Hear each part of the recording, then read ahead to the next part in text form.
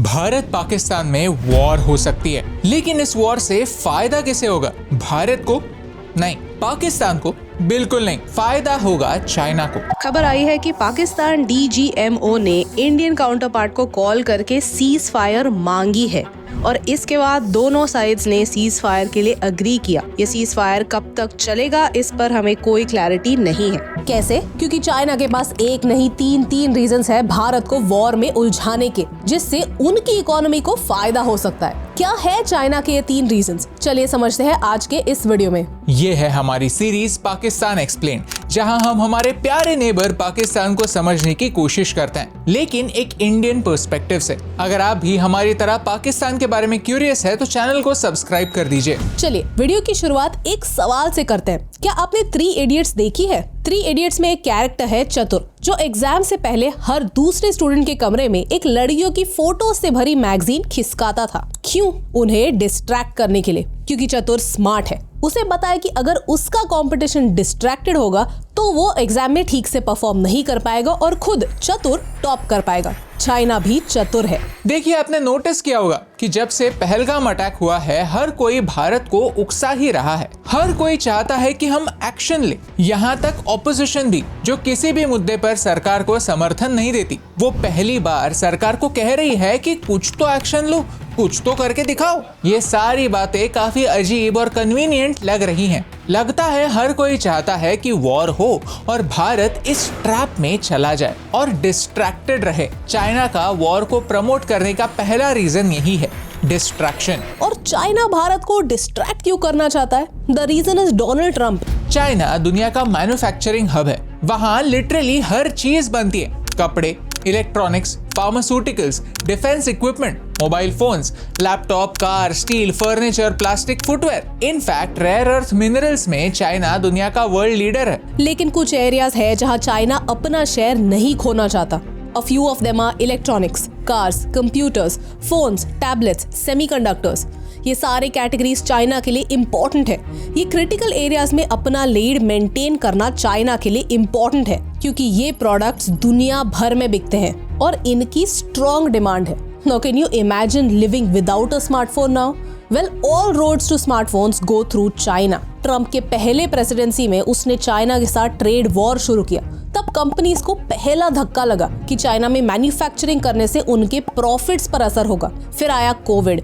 China +1 strategy के तहत कई कंपनीज अलग अलग देशों में अपना प्रोडक्शन शिफ्ट कर रहे थे। कई कंपनीज ने वियतनाम, कंबोडिया, लाओस को चुना, वहाँ फैक्ट्रीज लगाए, वहाँ से मैन्युफैक्चर और एक्सपोर्ट करने लगे ताकि लेबल पर चाइना का नाम ना दिखे। इसी ट्रेड वॉर और जियोपॉलिटिकल अनसर्टेनिटी के तहत एप्पल दूसरे देश ढूंढ रहा था टू शिफ्ट आईफोन प्रोडक्शन। तब एक ऑल्टरनेटिव भारत के रूप में आया। 2017 में एप्पल ने एक ताइवानीज कंपनी विस्ट्रन के साथ कर्नाटक में एक आईफोन असेंबली प्लांट ओपन किया। एप्पल का दूसरा पार्टनर फॉक्सकॉन आंध्र प्रदेश के Shri city special economic zone में 2015 से ही ऑपरेट कर रहा है। 2017 में उन्होंने एक और फैक्ट्री खोली। आइडिया यही था कि पहले आईफोन्स को भारत में सिर्फ असेंबल किया जाएगा और फिर भारत से एक्सपोर्ट किया जाएगा, जिससे उन पर टैरिफ्स ना लगे। फॉक्सकॉन का प्लान ये था कि धीरे धीरे डिस्प्लेस और प्रिंटेड सर्किट बोर्ड्स भारत में लोकली बनने लगेंगे ताकि उन्हें चाइना पर डिपेंडेंट ना रहना पड़े। लेकिन ये ऑप्टिमिज्म चाइना को पसंद नहीं आया। क्यों? क्योंकि अगर ये एप्पल के लिए एक सक्सेस स्टोरी बन गया तो दूसरे कंपनीज भी यही सीखेंगे, यही सोचने लगेंगे कि चलो हम भी भारत में मैन्युफैक्चरिंग स्टार्ट करते हैं, क्योंकि इससे टैरिफ्स के प्रॉब्लम्स नहीं होंगे, हमें चाइना का अल्टरनेटिव भी मिलेगा और इंडियन मार्केट तो है ही। अब आप सोचिए, 2020 के आसपास इंडिया कोई मेजर लीडर तो था नहीं। इलेक्ट्रॉनिक्स के कंपनीज भारत दौड़े चले नहीं आ रहे थे। फिर भी विस्ट्रन, जो एप्पल का एक पार्टनर है, उसके कर्नाटका प्लांट में प्रोटेस्ट हुए, दंगे हुए, वर्कर्स ने इक्विपमेंट को डैमेज किया। इसका रीजन सैलरी का पेमेंट था, लेकिन इस इंसिडेंट के कारण विस्ट्रन को 430 करोड़ का नुकसान हुआ। अल्टीमेटली स्ट्राइक्स और प्रोटेस्ट के कारण विस्ट्रन ने अपना बिजनेस टाटास को बेच दिया और वो एग्जिट कर गए। लेकिन एप्पल के दूसरे पार्टनर फॉक्सकॉन की फैक्ट्रीज में अभी तक ऐसा कोई इशू नहीं हुआ है। ये आर्टिकल एक बहुत अच्छी रीड है on the challenges Foxconn face to run a factory in India.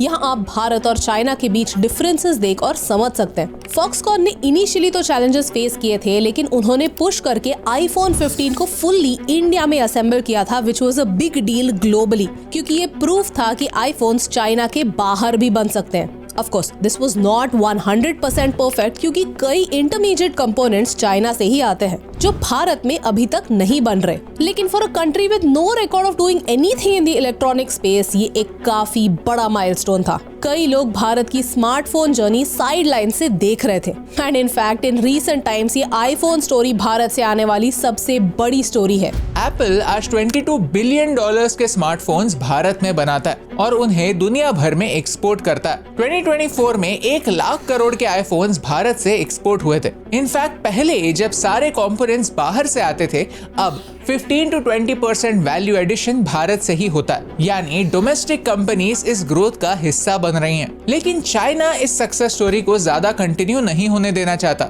वो चाहता ही नहीं कि भारत ज्यादा वैल्यू एडिशन करे, क्योंकि इससे कंपनीज को एक रियल इंसेंटिव मिलता है टू डिच चाइना। इसीलिए कुछ महीनों से एक वियर्ड ट्रेंड ऑब्जर्व हो रहा है। चाइना कई प्रोडक्ट्स के एक्सपोर्ट्स रोक रहा है ताकि वो भारत में आ ही ना पाए और हम फाइनल आईफोन डिलीवर ना कर पाए, चाहे वो हाईटेक इक्विपमेंट हो या फिर नॉलेजेबल पर्सनल। चाइना सिर्फ आईफोन्स के केस में एक्सपोर्ट नहीं रोक रहा है, वो और कई इंडस्ट्रीज में भी बाधा डाल रहा है। These include solar panels and tunnel boring machines. In fact tunnel boring machines में कुछ समय तक भारत 100% चाइना पर निर्भर था। I don't know if you know about this, but कुछ ही महीनों पहले सैमसंग की तमिलनाडु फैक्ट्री न्यूज में थी।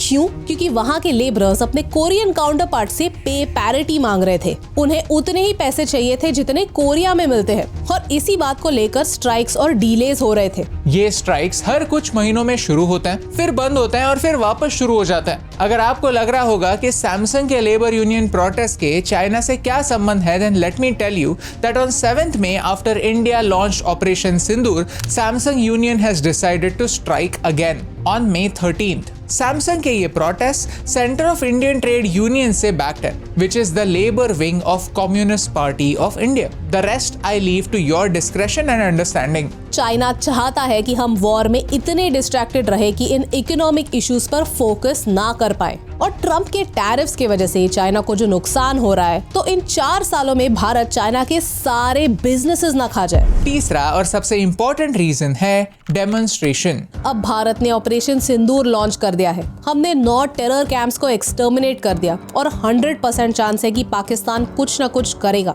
इनफैक्ट उन्होंने ऑलरेडी जम्मू के पूंछ सिटी में हैवी इंडिस्क्रिमिनेट शेलिंग करना शुरू कर दिया है। पाकिस्तान ने अपने साइड से हर तरह का एस्केलेशन किया है। 8 मई की रात को पाकिस्तान ने 26 भारतीय शहरों को टारगेट किया। पाकिस्तान ने 300 से 400 टर्किश सोंगार ड्रोन्स भारत के बॉर्डर स्टेट्स में भेजे। LOC पर भारी मात्रा में सिविलियन एरियाज पर शेलिंग की। श्रीनगर में भी ड्रोन अटैक्स हुए।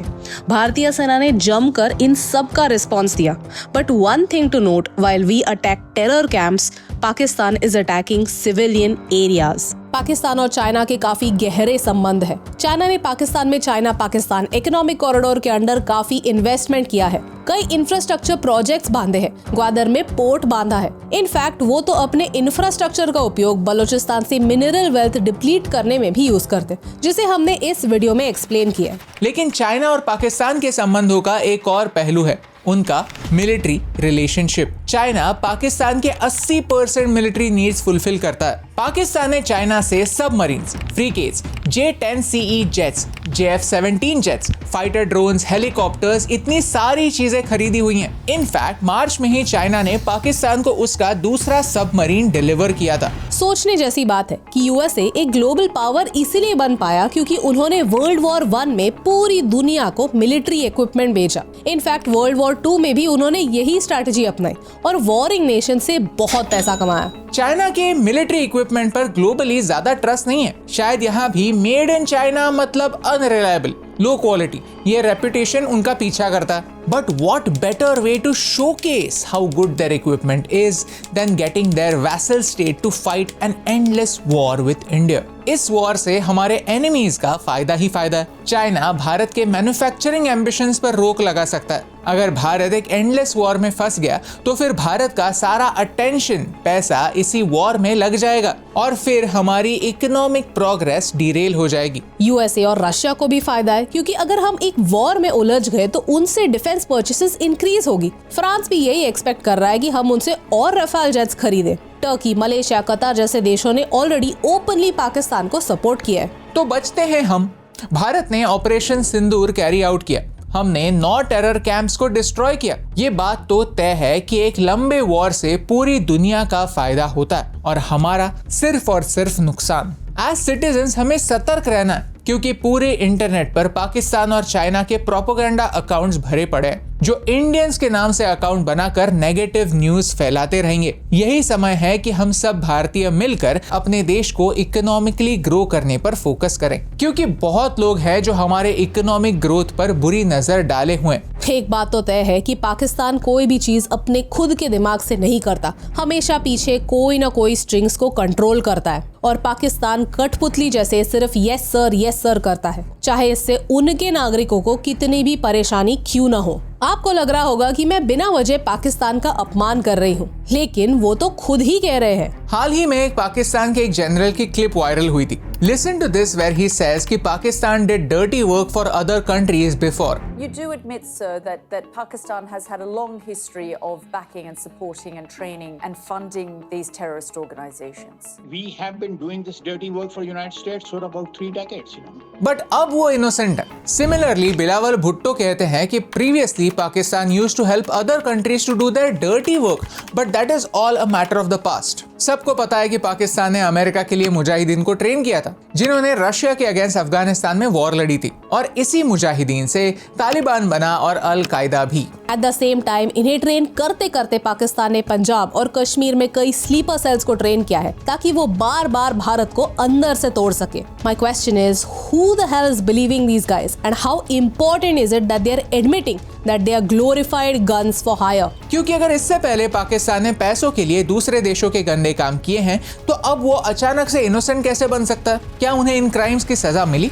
नहीं। ओसामा बिन लादेन का ही एग्जाम्पल लेते हैं। चलो मान भी लिया कि एक जमाने में वो उनके हीरो थे, लेकिन फिर उन्हें पनाह तो 9/11 के बाद भी पाकिस्तान ने दी हुई थी। ये सारे मुद्दे हमें बार बार रिपीट करने होंगे, दुनिया को याद दिलाने होंगे। चाइना चाहता है कि वॉर हो ताकि वो प्रॉफिट कर सके, भारत को डिस्ट्रैक्टेड रख सके, हमारे इकोनॉमिक एम्बिशंस को तोड़ सके और उनकी मिलिट्री कैपेबिलिटी को दुनिया के सामने प्रूव कर सके, ताकि अगर अमेरिका उनसे ट्रेड नहीं करता तो ठीक है, दूसरे देश उनसे हथियार खरीद लेंगे और चाइना का दुकान चलता रहेगा। इसीलिए हमें भारत को ग्रो करने पर अपने एफर्ट्स लगाने होंगे। कोई भी न्यूज शेयर करने से पहले उसे वेरीफाई कीजिए। याद रखिए कि भारत के दुनिया में बहुत कम असली दोस्त हैं, and in geopolitics there are no permanent friends, only temporary interest. और यही इंपॉर्टेंट बात आप तक पहुंचाने से मुझे फर्क पड़ता है।